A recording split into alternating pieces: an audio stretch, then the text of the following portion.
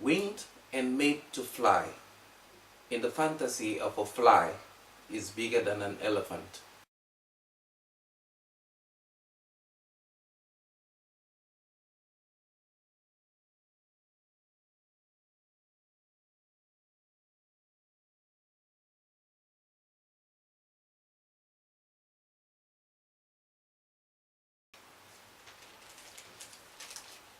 Welcome once more. My second poem uh, in this series of poems that I will be reading to you is called The Village Boy. I am Arrey Ivo. And this poem is very interesting, and I'm happy you are watching and listening to this poetry. Dust-covered feet and a tired slate hung under a sweaty armpit. He trots to school. He whistles with the jumping birds, runs with a caressing breeze, and drinks from the laughing spring en route to school.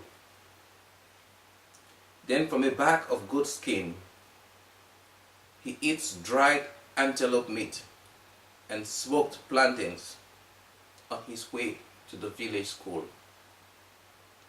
Now the boy is governor, but his mind sings a tenor of dusted feet, tired slate, whistling jumpy birds, antelope meat and laughing springs, and the rainbow past sublime en route to the village school.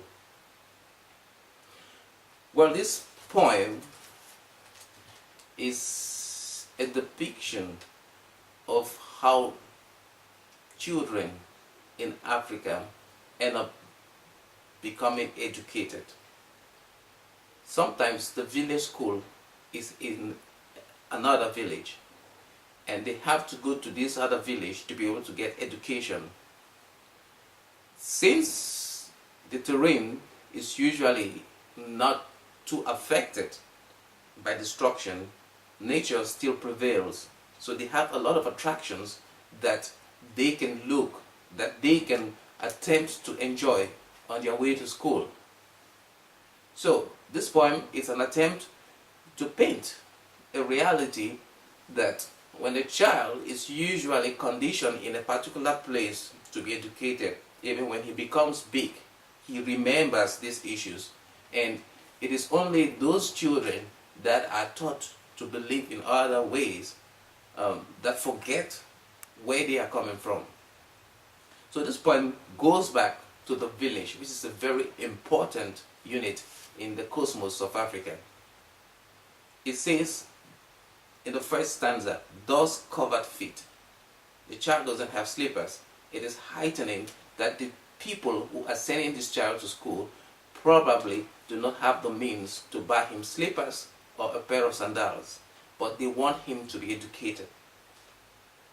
And a tired slate, the tiredness of the slate, when something is tired, it means it's based on overuse. Probably it has been handed down to the child by an older brother or probably a cousin.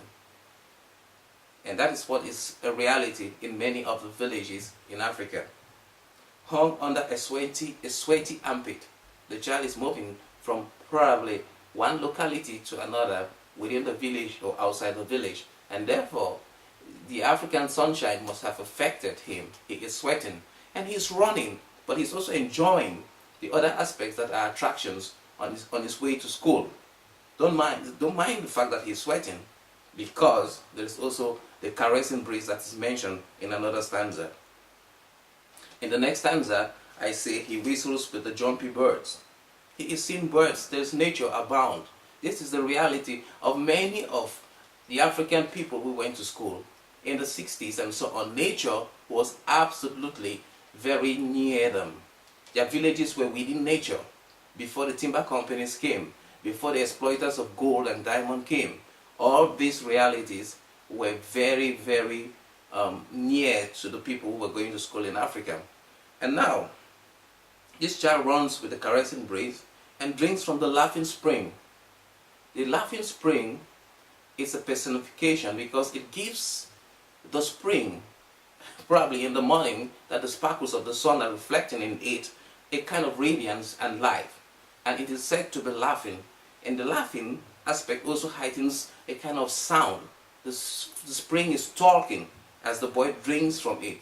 So there is an inspiration that is almost like a calming effect from the sweat that the child has by running to school, and also probably the tiredness that he is facing by walking a long distance to school.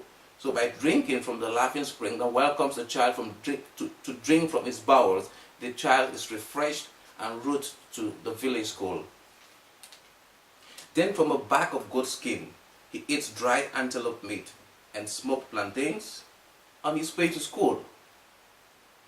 Now, antelopes were abound in the African concept. Probably they are overhunted now, but the reality was that there were very many antelopes around. And this child is eating dried antelope from a goat skin. There was also diversity, not only antelopes, but there were goats. So there was plenty. Plenty in the sense of the African village setup, not plenty in the materialism like that the child's parents needed a banquet, or they needed some other things to be able to do what they are doing, or probably that they needed some complicated services like cars and so on to be looked upon as being wealthy or being capable of taking care of their child. There was a local reality based on the needs of the local reality, and therefore the child was enjoying all these things. Probably the father or the uncle had given their family an antelope part that was smoked, and that is what he was eating, and he was eating it with plantains. And this is to reiterate the fact that this journey is not that simple for a child, for the boy. So now the boy is governor. We are now in the last stanza, but his mind sings a tenor. The mind is given a personality. It's a personification that it's alive. The mind goes back to drink from the village spring, and it recalls the dusted feet, the tired slate, the whistling jumpy birds, antelope meat, and the laughing spring, and the rainbow path sublime en route to the village school.